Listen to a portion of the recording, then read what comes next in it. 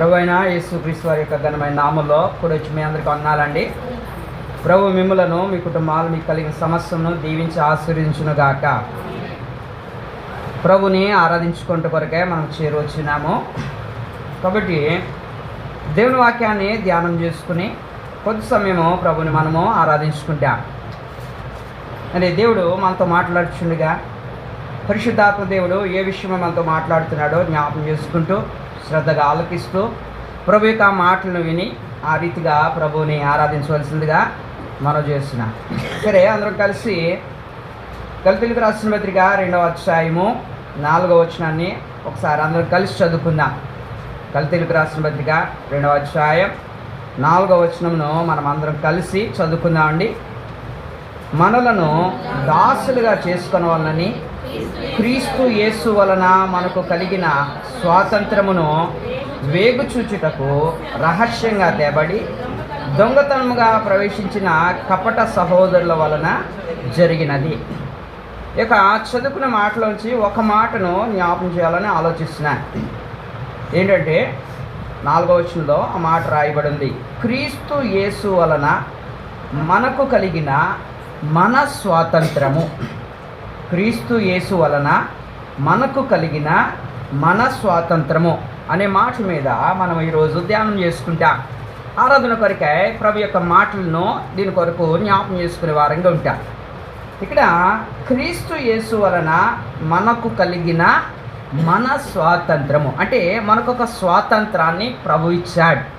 మనకొక స్వాతంత్రాన్ని ప్రభు ఇచ్చాడు. అంటే స్వాతంత్రం అనే మాటకి ఫ్రీడమ్ అని, అలాగే ఇండిపెండెన్స్ అనే రెండు మాటలు ఇంగ్లీష్లో రాయబడతా వచ్చాయి. ఫ్రీడమ్ అని, ఇంకోటి ఏంటండి ఇండిపెండెన్స్. ఫ్రీడమ్ అంటే ఏంటి? స్వేచ్ఛ.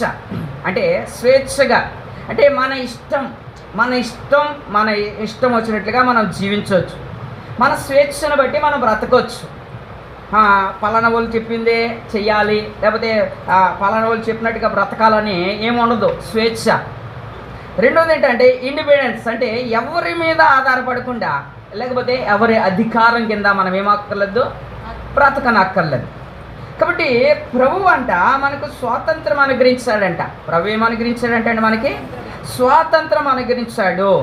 మనం ఎవరి అధికారం కింద, లేకపోతే ఎవరు మనల్ని బంధించినట్లుగా, లేకపోతే మనల్ని బంధించి వారి ఇష్ట ప్రకారంగా నడిపించవలసిన అవసరం లేదు. క్రీస్తు మనలను ఏం చేశాడంటే విడిపిస్తూ వచ్చాడు, స్వతంత్రం ఇస్తూ వచ్చాడు. ఒకవేళ క్రీస్తు స్వతంత్రం ఇవ్వకపోతే, క్రీస్తు కనుక మనకు ఈ స్వతంత్రం అనుగ్రహించకపోతే, ఈ స్వేచ్ఛను అనుగ్రహించకపోతే, శత్రువు అనగా సాతాను మనల్ని బంధించి నలిపేసేవాడుగా, లేకపోతే వాడి అధికారం కింద మనల్ని ఏం చేస్తాడంటే నలగొడతాడు, నష్టపోయేట్లే చేస్తాడు. శత్రువు మనల్ని కొల్లబెట్టి నాశనం చేస్తాడంట. కాబట్టి ప్రభు ఏం చేశాడంటే మనకు స్వాతంత్రాన్ని ఇచ్చాడు. ఏమిచ్చాడు ప్రభు? మనకి స్వాతంత్రం ఇచ్చాడు. స్వాతంత్రము అనేది మనకు అనుగ్రహించబడుతూ వచ్చింది. కాబట్టి ఇక్కడ అంటున్నాడు భక్తుడు, క్రీస్తు యేసు వలన మనకు కలిగిన స్వాతంత్రం అంటున్నాడు. క్రీస్తు యేసు వలన మనకేం కలిగింది?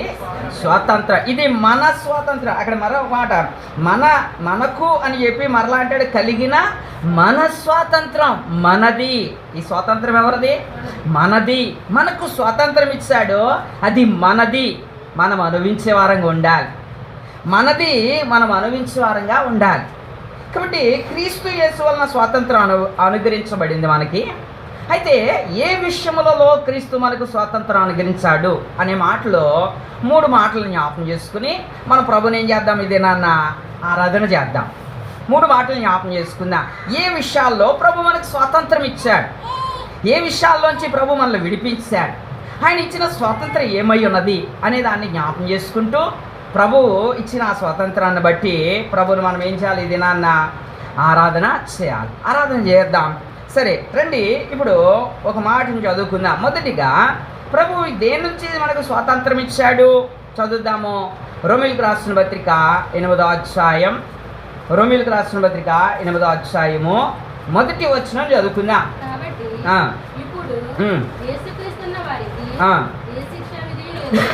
ఏమన్నాడు ఇక్కడ? కాబట్టి ఇప్పుడు క్రీస్తు యేసునందున్న వారికి ఏ శిక్షా విధియు లేదు. క్రీస్తు యేసునందున్న వారికి ఏ శిక్షా విధి లేదు. మొదటిగా మనకు అనుగ్రహించబడిన స్వాతంత్రం, దేని నుంచి మనం విడిపించబడుతూ వచ్చాం, దేని నుంచి మనం తప్పించబడుతూ వచ్చాం అంటే మొట్టమొదటిది క్రీస్తు యేసునందున్న మనకంట ఏముందంటే ఏ శిక్షా విధియో లేదు. ఏ శిక్షా విధియో లేదు. శిక్ష లేదు, శిక్షా విధి కూడా లేదంట. శిక్ష కాదు అక్కడ లేనిది, శిక్షా విధియే లేదు. అంటే అర్థం కావడానికి ఎట్లా అంటే, ఏ శిక్షా విధి లేదంటే, ఇప్పుడు ఎవరైనా ఒక వ్యక్తి నేరం చేస్తాడు అనుకుందాం. నేరం చేశాడు, ఏదో ఒక దొంగతనమో లేకపోతే ఏదో భయంకరమైన నేరం ఏదో చేసినప్పుడు అతని మీద నేరం మోపబడింది. నేరం మోపబడిన తర్వాత అతను కోర్టులో హాజరుపరిచారు. కోర్టులో పెట్టిన తర్వాత కోర్టులో ఏమంటారు, ఆ నేరం రుజువైన తర్వాత ఫలానా సెక్షన్ కింద ఆ నెంబర్లు మనకు తెలియదు సరిగా, కానీ ఫలానా ఒక ఉదాహరణగా ఫలానా 104 సెక్షన్ కింద ఈ వ్యక్తికి శిక్ష విధించడమైనది. ఫలానా ఇంత జరిమానాగానో లేకపోతే ఎంతకాలం జైలు శిక్ష గానో ఏదో ఒక శిక్ష అనేది ఉంటుంది. దాని ప్రకారం దేని ప్రకారం శిక్ష ఇస్తాడు, ఫలానా సెక్షన్ అని ఉంటుంది. ఏంటి, ఒక శిక్షా విధి. అంటే ఈ శిక్షా విధిని బట్టి ఇతనికి ఏం జరిగిస్తున్నారు, ఇప్పుడు శిక్ష విధిస్తున్నాం. అంటే ఈ ఫలానా నేరము దీనికి సంబంధించింది కాబట్టి దానికి ఇంత ఈ యొక్క కోర్టు రూల్ని బట్టి ఈ నేరానికి శిక్ష ఉంది కాబట్టి దాన్ని బట్టి ఈ శిక్షా విధిని బట్టి అతనికి ఏం విధిస్తున్నాం, ఇప్పుడు శిక్ష విధిస్తున్నాం అంటారు. కానీ క్రీస్తులో మనకేం లేదంట, శిక్షా విధియే లేదంట. ఏమి లేదంటండి, శిక్షా విధే లేదంట. అంటే అర్థమేంటో తెలుసా, నిన్ను శిక్షించడానికి ఏ సెక్షన్ ప్రకారం చూసినా నువ్వు ఎట్ట కనపడుతున్నావంటే క్రీస్తు యేసునందున్న వారు నిర్దోషులుగా కనపడుతున్నారంట. ఎట్లా కనపడుతున్నారండి, నిర్దోషులుగా అంటే శిక్ష విధించడానికి శిక్షా విధి లేదు. ఏ సెక్షన్ ప్రకారం చూసినా వీరు ఎట్లున్నారు, అసలు దోషం అనేది కనపడట్లా. ఎట్లా వెతికినా కానీ దొరకట్లేదంట. ఎందుకంటే వారు నిర్దోషులుగా క్రీస్తు యేసునందు ఎలాగున్నారు, వీళ్ళు నిర్దోషులుగా ఉన్నారు. శిక్షా విధే లేదంట. మొత్తం శిక్ష అంతా క్యాన్సిల్ అయిపోయిందంట. కోర్టు అంట వీరిని ఏం చేసిందంట, తీర్పు తీర్చి అంతా పరీక్ష చేసి వాదోపవాదాలు విని చివరికి ఏం చెప్పిందంట, వీరు నిర్దోషులుగా తీర్చి వారి కేసు కొట్టివేయబడింది. అంటే మనము క్రీస్తు యేసునందున్న మనకేం లేదంట, శిక్షా విధియే లేదంట, శిక్ష అనేదే లేదంట, శిక్షించే విధానమే లేదంట. కిందకొచ్చు ఏమి లేదంట, శిక్షా విధానమే లేదంట. శిక్ష విధించడానికి శిక్ష లేకుండా చేశారు. కాబట్టి స్వాతంత్రము దేని నుంచి అంటే మనకు ఏ శిక్ష కూడా లేదు, శిక్ష విధించడానికి కూడా ఏ విధానం కూడా లేదు. ప్రభు యేసు క్రీస్తు వారి యొక్క రక్తపు యొక్క శక్తి ఎటువంటిదంటే, నువ్వు ఆయన దగ్గరకు వచ్చి ప్రభా నన్ను క్షమించు, నన్ను కరుణించని వేడినప్పుడు నీ పాపములన్నిటినీ కూడా తొలగించి వేసింది. ఏ పాపము కానీ, ఏ దోషము కానీ, ఏ అపరాధం కానీ నీ మీద నిలవబడకుండా యేసయ్య రక్తం ఏం చేసిందంటే నిన్ను పరిపూర్ణంగా శుద్ధిని చేసి నిర్దోషిగా నిరపరాధిగా నిలబెట్టింది. కాబట్టి ఎవరు కూడా నీకు శిక్ష విధించడానికి లేదిక. ఎందుకంటే నీ శిక్షా విధి అంతా కూడా ఏం చేయబడిందంట, క్రీస్తులో కొట్టివేయబడింది. క్రీస్తులో ఏం చేయబడిందండి, కొట్టివేయబడింది. అయితే మనము నిర్దోషులుగా తీర్చబడ్డానికి ఒక కార్యం జరగాల్సి వచ్చింది. మనం నిర్దోషులుగా తీర్చబడ్డాం, ఊరకనే నిర్దోషులుగా తీర్చబడిపోలేదు. ఒక కార్యం జరిగిందంట. ఆ మాట చదవండి, రోమీయులకు రాసిన పత్రిక 8వ అధ్యాయంలో 3-4 వచనాలు కలిసి ఉన్నాయి. ఆ మాటలు చదవండి. మన యందు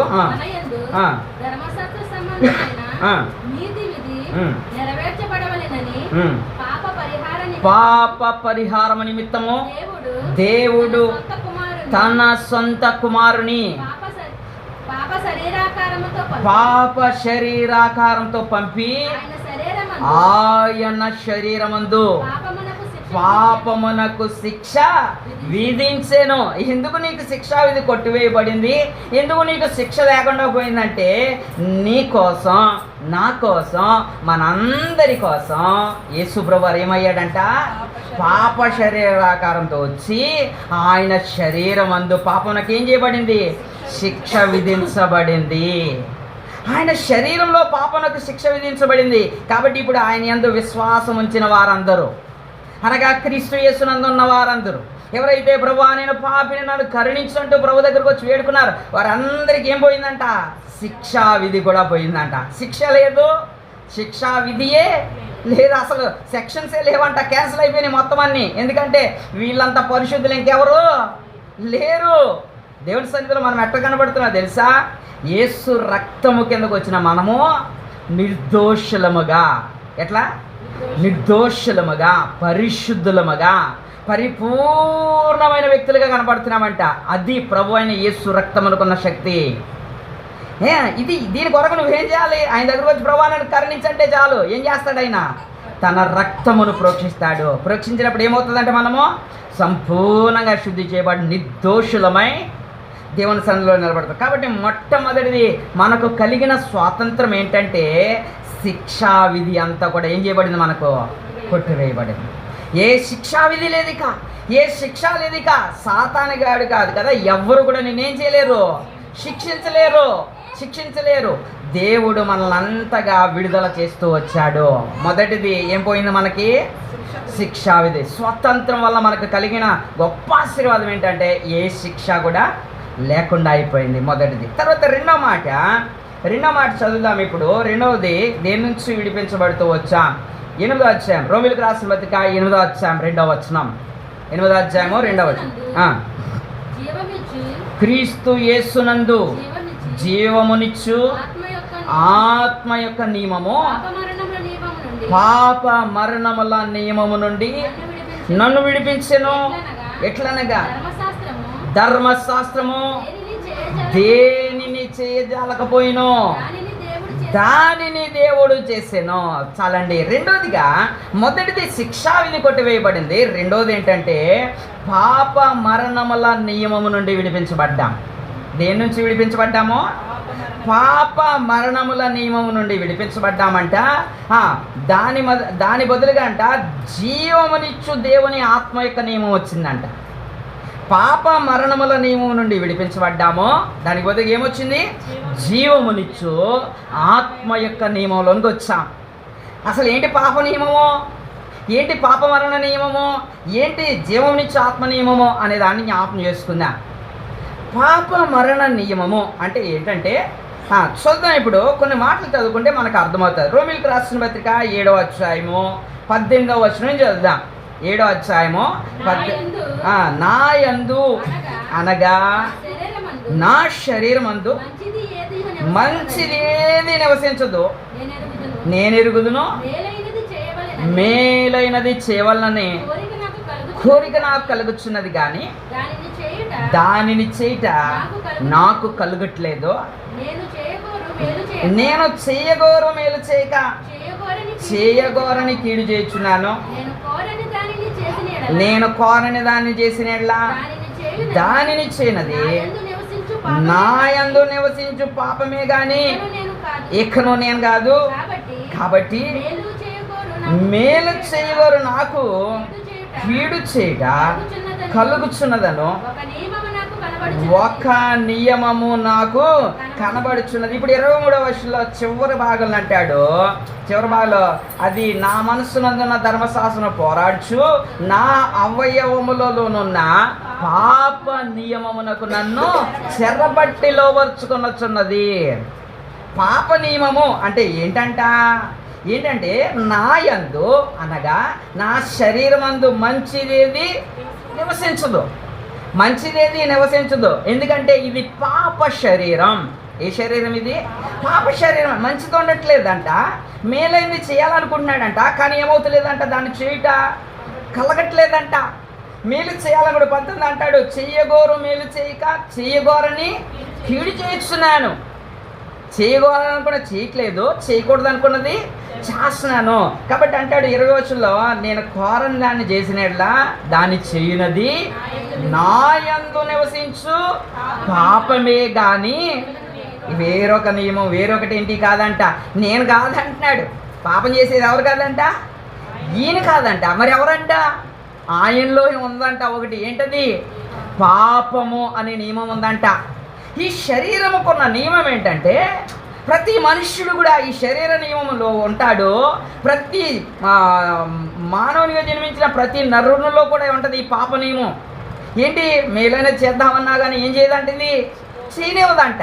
కీడు చేయకూడదన్నా కానీ కీడే చేయిస్తూ ఉంటుంది. పాప మరణ నియమం లోపల ఉంది.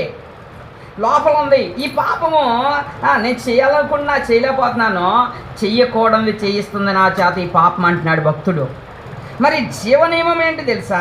జీవ నియమం ఏంటి? రండి ఒకసారి 8వ అధ్యాయం 9వ వచనం. 8వ అధ్యాయం 9వ వచనము. ఎడలా మీరు ఆత్మ స్వభావము గలవారే కానీ శరీర స్వభావము గలవారు కారంట. ఏంటంటే దేవుని ఆత్మ మీలో నివసిస్తే, ఆత్మ నియమం మీలోకి వస్తే మీరు ఏమైపోతారంట? ఆత్మ స్వభావం. ఏ స్వభావము?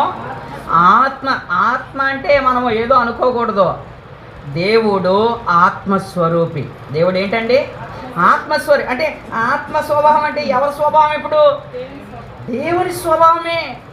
దేవుని ఆత్మ మనలోకి వచ్చినప్పుడు, ఆత్మ నియమం మనలోకి వచ్చినప్పుడు ఏమైపోతామంటే మనము ఆత్మ స్వభావం అనగా దేవుని స్వభావంలోకి వచ్చేస్తాం. దేవునిలో ఏముండదు? పాపము ఉండదు. మనుషుని శరీరంలో ఏముండదంట? మంచిది ఏది నివసించదు అంటున్నాడు. ఏమంటున్నాడు అయినా? నా శరీరం మందు పాప నియమంలో ఏమంటంట? మంచిదేది ఉండదు, కానీ జీవ నియమంలో చెడ్డదేది ఉండదు. అంటే దేవుల్లో ఏముండదండి? పాపం అనేది ఉండదు. మనుషుల్లో మంచి ఉండదు, దేవుల్లో చెడ్డ ఉండదు. అంటే మనము దేంట్లోంచి విడుదల పొందుతున్నామంటే ఇప్పుడు పాప మరణ నియమము నుండి విడిపించబడుతున్నా జీవ నియమాన్ని పొందుకుంటామంట. అంటే పాప మరణ నియమం నుండి మనలో విడిపించబడేది ఎట్లా అంటే యేసుక్రీస్తు ప్రభు ద్వారానే. ఎట్లా అంటే ఇది రెండోదిగా మనం పొందిన స్వాతంత్రం ఏంటంటే పాప నియమం నుండి విడిపించబడుతున్నా. అంటే ఏంటి? మంచిది చేయాలనే ఆలోచన కలిగినా చేయలేని మనము పాపమునే చేస్తూ చెయ్యొద్దనుకుంటానే. ఏమనుకుంటానే? పాపం చేయకూడదనే అనిపిస్తుందంట. ఏమనిపిస్తుందంట? పాపము చేయకూడదు అనిపిస్తూ ఉంటుంది. కానీ ఆ సమయానికి వచ్చేసరికి ఏమైపోద్దంట?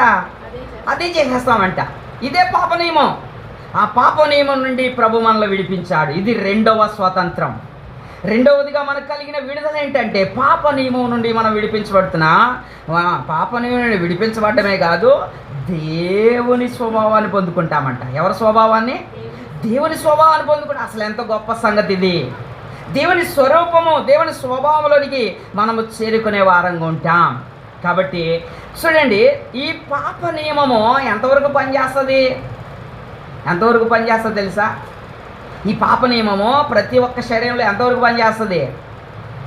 నేను బాప్తిసం పొందానండి, అబ్బా ఇంకా పరలోకం నుంచి వచ్చిన దేవదూతలో బతుకుతున్నానండి చెప్పగలమా? నేనైతే చెప్పలేను. ఎందుకంటే నేను ఇంకా శరీరంలో ఉన్నాను. ఎక్కడున్నాను? శరీరంలో ఉన్నాను కాబట్టి శరీరంలో ఒక నియమం ఉంది. ఏ నియమం అంటది? పాప నియమం. నేను విడుదల పొందినప్పటికీ, దేవుని ఆత్మ నాలోనికి వచ్చి నివసిస్తున్నప్పటికీ ఈ పాప నియమం అప్పుడప్పుడు ఏమవుతూ ఉంటుంది? బయటకు వస్తూ ఉంటుంది. పాప నియమం ఏమవుతూ ఉంటుందండి?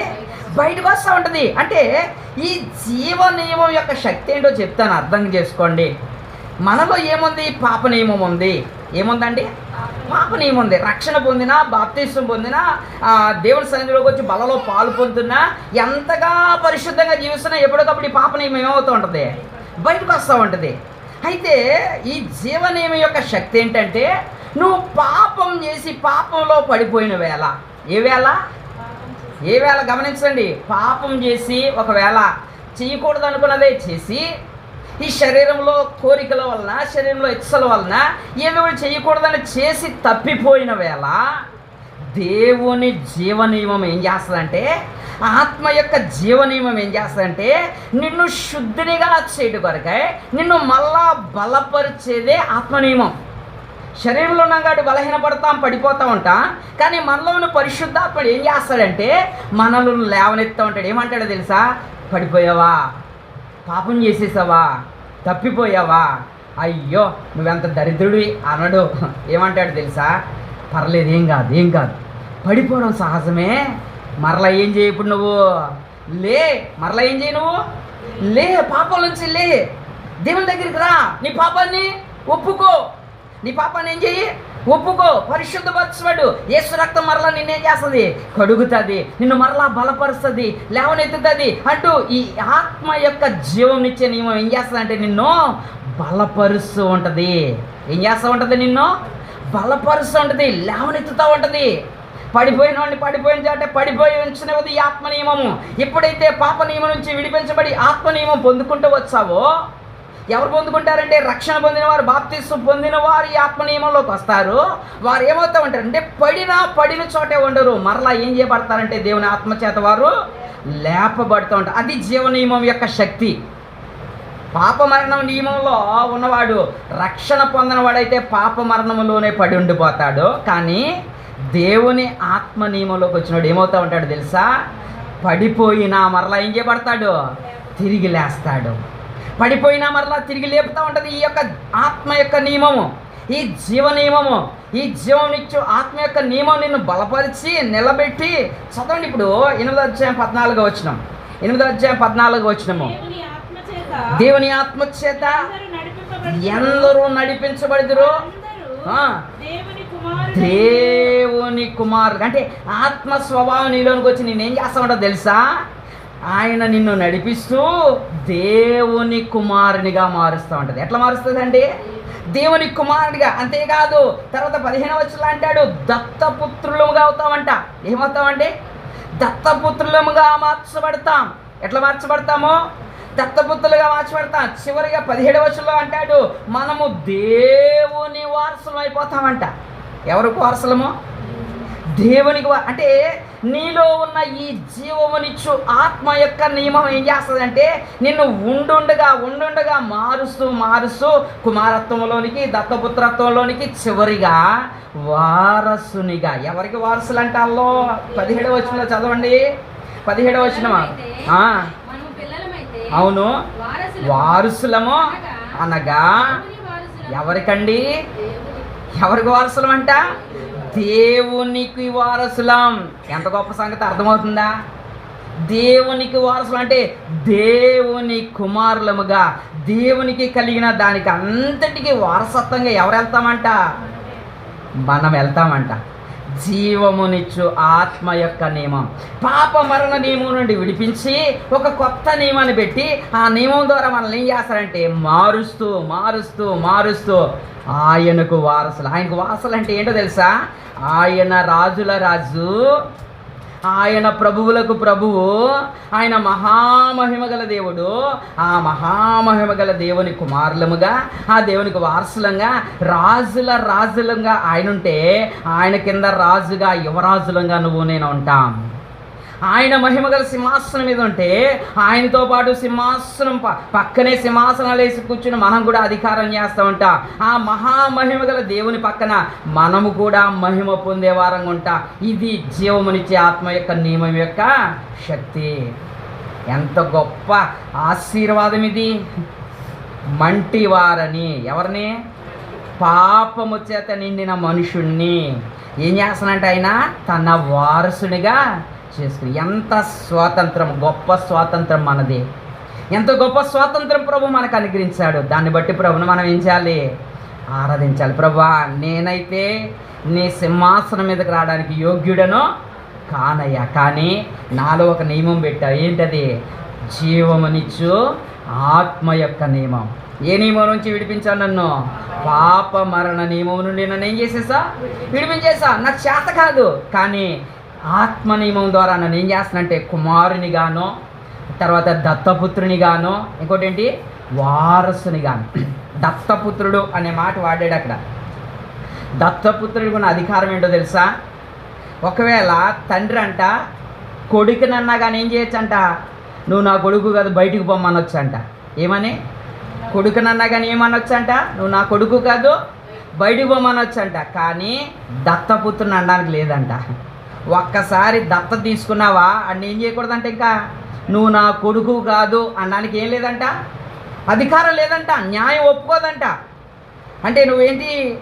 ఆయన కుమారుడు, దత్తపుత్రుడుగా నిన్ను ఇంకా దేవుడు ఏం చేయడు అన్నటికీ త్రోసి వేయడానికి అసలు హక్కు లేదు. దేవునికి కూడా లేదంట హక్కు. దేవునికి కూడా ఏం లేదు, హక్కు లేదు. ఎంత గొప్ప ఆశీర్వాదం కదా! దేవుడు కూడా నేను త్రోసేయడానికి లేదంట. ఎందుకంటే నువ్వేమయ్యావు? దత్తపుత్రుడు అయిపోయావు, వారసుడు అయిపోయావు. మహిమకు, సింహాసనమునకు, ఆయన రాజ్యమునకు వారసుడు అయ్యావు. ఎంత స్వాతంత్రం ఇచ్చాడు. తర్వాత మూడవదిగా మరొక మాట చదువుకుని మనం ఆరాధనలోనికి వెళ్తాం. రండి, రోమీయులకు రాసిన పత్రిక 8వ అధ్యాయం 20-21 వచనాలు కలిసి ఉన్నాయి. చదవండి. ఏలయనగా సృష్టి నాశనమునకు లోనైన దాస్యంలో నుండి విడిపింపబడి దేవుని పిల్లలు పొందబోవు మహిమ గల స్వాతంత్రము పొందుదునను నిరీక్షణ గలదై స్వేచ్ఛగా కాక దానిని లోపర్చిన వారి మూలంగా వ్యర్థపరచబడెను. ఇక్కడ మూడవదిగా మనం పొందిన స్వాతంత్రం ఏంటంట? దేవుని పిల్లలు పొందబోవు మహిమ గల స్వాతంత్రం. ఏ స్వాతంత్రం అంటే అండి ఇది? దేవుని పిల్లలు పొందబోవు మహిమ గల స్వాతంత్రం అంటే ఇది ఇంకా మనం పొందలేదు. ఇది ఇంకా మనము పొందలేదు, పొందబోతున్నాం. అక్కడ అన్నాడు కదా, పొందబోవు స్వాతంత్రం అన్నాడు. ఏమన్నాడండి? పొందబో అంటే రాబోతున్న దినాల్లో మన కొరకు ఒక రాజ్యం ఎదురు చూస్తుంది. మన కొరకు ఒక రాజ్యము ఎదురు చూస్తుంది. మన కొరకు. ఎవరి కొరకు? రక్షణ పొందిన మన కొరకు, దేవుని పిల్లలమైన మన కొరకు, యేసు రక్తంలో కడగబడి దేవుని కుమార్తెలుగా చేయబడిన మన కొరకు ఒక రాజ్యం ఎదురు చూస్తుంది. మన కొరకు కనిపెడుతుందంట. పొందబో మహిమగల స్వాతంత్రం పొందుదామని సృష్టి అంతా కూడా ఎదురు చూస్తుందంట మన కోసం. ఎవరి కోసము?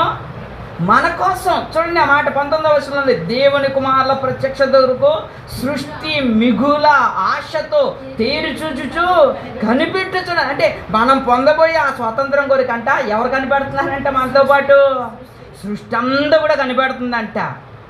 మహిమగల స్వాతంత్రం అంటే మహిమగల రాజ్యం మన కొరకు ఎదురు చూస్తుంది. దీని పేతురు భక్తుడు మరొక రకంగా చెప్పాడు.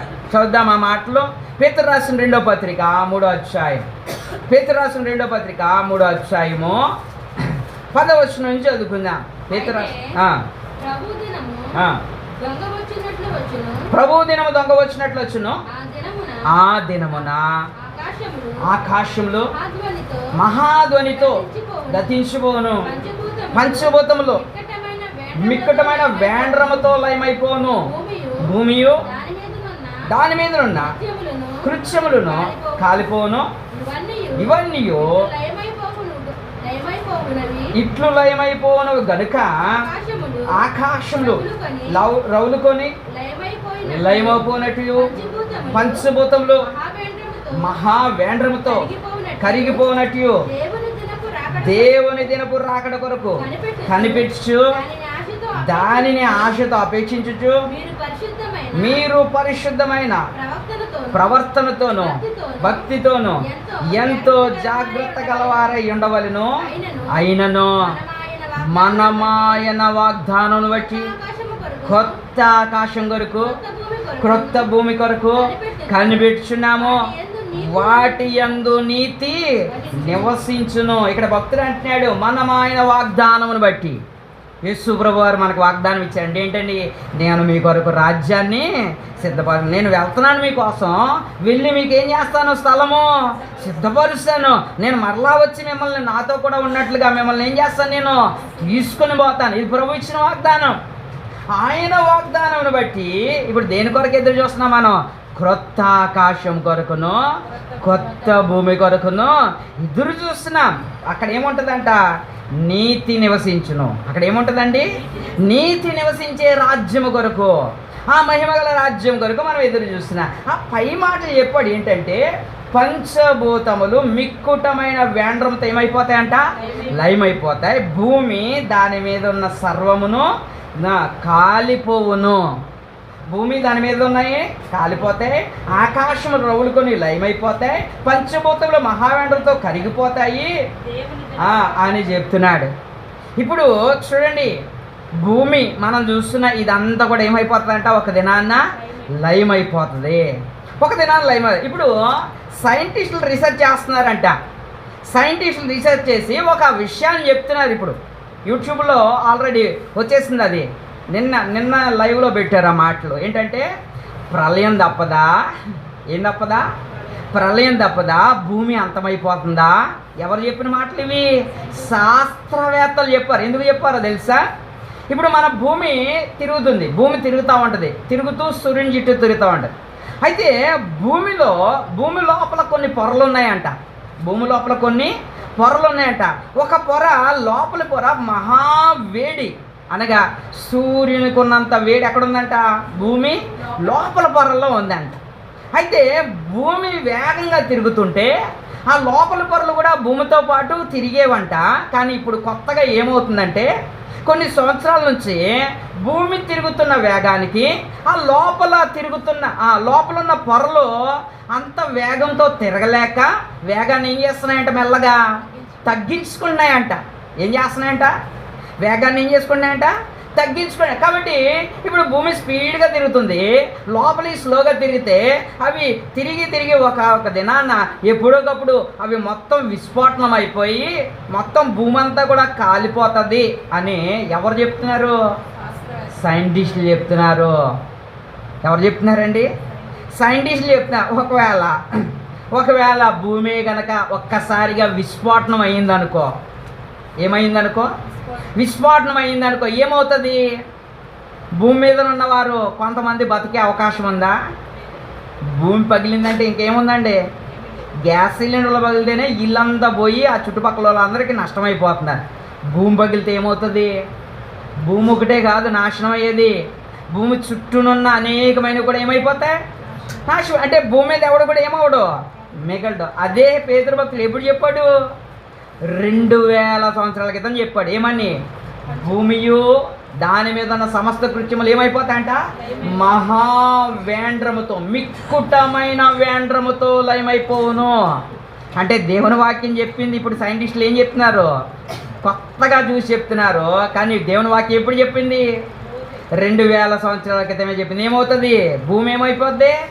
లయమైపోద్ది. అయితే మనకొక శుభవార్త ఏంటంటే, పేతురు భక్తుడు అక్కడ శుభవార్త కూడా చెప్పాడు. ఈ భూమి ఆకాశం ఇవన్నీ కూడా రగులుకి లయమైపోతాయి, మనకైతే ఏముందంట? క్రొత్త ఆకాశము, క్రొత్త భూమి, మహిమ గల స్వాతంత్రం ఉంది మనకి. ఏముంది మనకి? మహిమ గల స్వాతంత్రం ఉంది.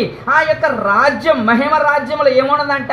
కన్నీరు ఉండదంట, ఏడుపు ఉండదంట, వేదన ఉండదంట, మరణం ఉండదంట, సముద్రమును ఇక ఉండదు. అంటే అసలు ఏ వేదన లేని స్థలంలోనికి వెళ్ళిపోబోతున్నాం మనం. మనకు శుభవార్త. ఎవరికి? దేవుని పిల్లలకి. ఏంటిది శుభవార్త? మహిమ గల స్వాతంత్రం మనకి, కొత్త భూమి, కొత్త ఆకాశము, ఎంతో సంతోషకరమైన నీతి సమాధానములు ఉండే రాజ్యం అది, నిత్యము సంతోషం ఉండే రాజ్యం అది. ఆ రాజ్యం మనకి. మరి రక్షణ పొందిన వారికి ఏంటి?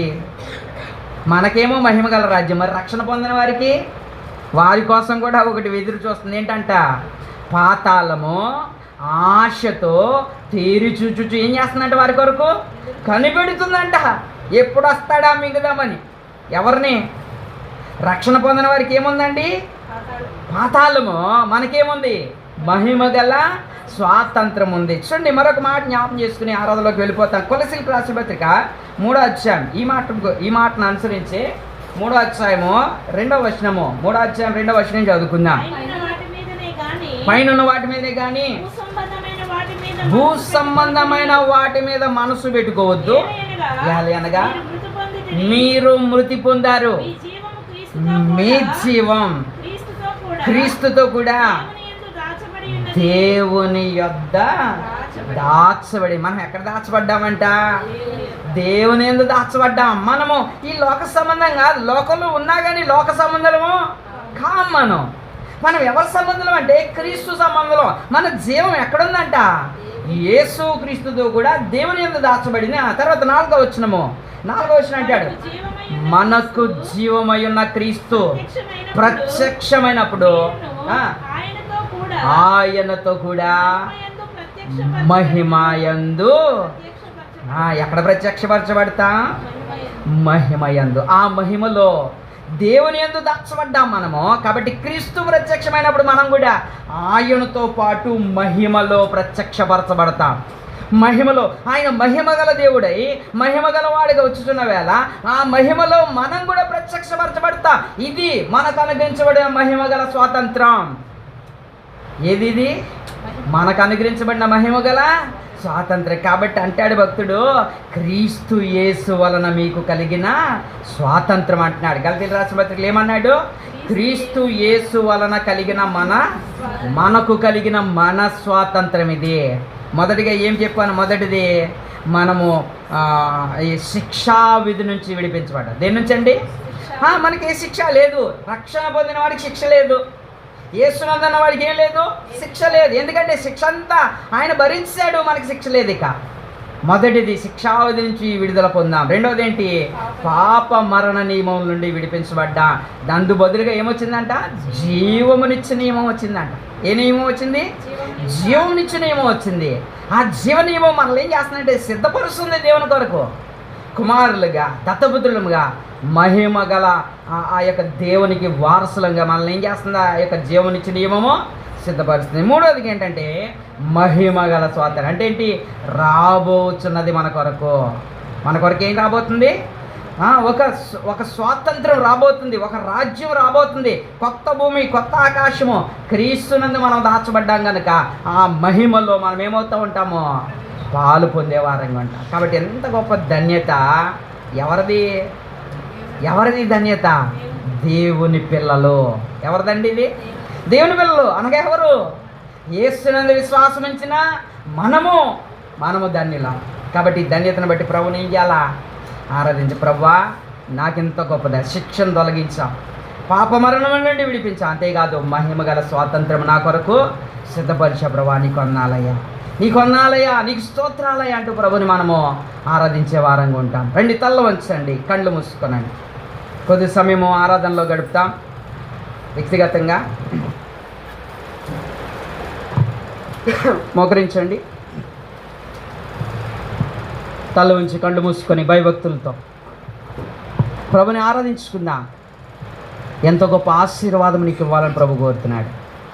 పొందావా దేవుని ఆశీర్వాదం? రక్షణ పొందావా? ఇంకా ఎదురు చూస్తున్నావా? దేని కొరకు నువ్వు కనిపెట్టాలి? ఒక్క మాట, ప్రభువా నన్ను కరుణించు, నేను నిన్ను నమ్ముతున్నాను. అయిపోతావు దేవుని కుమారునిగా అయిపోయావంటే నీ కొరకు శిక్ష ఏమీ లేదు. ఇక శిక్ష అంతా కొట్టివేయబడుతుంది, శిక్ష లేదు. అంతేకాదు పాప మరణ నియమం నుండి విడిపించబడతావు. లేకపోతే నీ అంతగా నువ్వు జయించలేవు నీ శరీరాన్ని, నీ వల్ల కాదు. కానీ క్రీస్తునందున్న ఆత్మ యొక్క నియమం, ఆ జీవనిచ్చే నియమం పాపాన్ని జయించుటకు నీకు శక్తినిస్తుంది, పరిశుద్ధునిగా జీవించుటకు శక్తినిస్తుంది. దేవుని కుమారునిగా దత్తపుత్రునిగా అబ్బా తండ్రి నాయనాను మొరపెట్టుచు ఆయన కుమారునిగా, ఆయన వారసునిగా నిన్ను చేయగలడానికి ఆ నియమం నిన్ను నడిపించేది ఉంటుంది. మూడవదిగా మహిమగల స్వాతంత్రం. ఎంత గొప్ప స్వాతంత్రం! ఆ దినము ప్రపంచమంతా లయమైపోద్ది, కానీ మనము లయమైపోం. మనము సంతోషంగా నూతన ఆకాశంలోనికి, నూతన భూమిలోనికి, నూతన రాజ్యంలోనికి ప్రవేశపెట్టబడతాం. ఎంతో సంతోషము, ఆనందము నిండిన ప్రదేశం అది. ఎంతో గొప్ప ఆనందము, నిత్యానందము వారి తల్ల మీద ఉంటుందంట.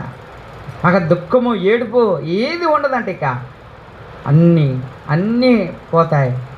సంతోషముతో ప్రభుని సేవించే వారంగా ఉంటాం. ఆ మహిమగల స్వాతంత్రాన్ని కొరకు మన ప్రభు ఏర్పాటు చేసుకుని ఎంత గొప్ప ఆశీర్వాదం నీ కొరకు నా కొరకు ఉంటే ఇక దేన్ని బట్టి నువ్వు ప్రభుని ఆరాధించాలా? ఇంతకు మించిన ఆశీర్వాదం నీకేముంది? ఆశీర్వాదం దేవుడిచ్చిన ఆ దీవెనను జ్ఞాపం చేసుకోండి. ప్రభువా, నాకు ఇచ్చిన స్వాతంత్రం, క్రీస్తు యేసునందు నాకు కలిగిన స్వాతంత్రం, దాన్ని బట్టి నీకు వందనాలయ్యా, స్తోత్రాలయ్యా అంటూ ప్రభుని కొద్ది సమయము ఆరాధించుకుందాం.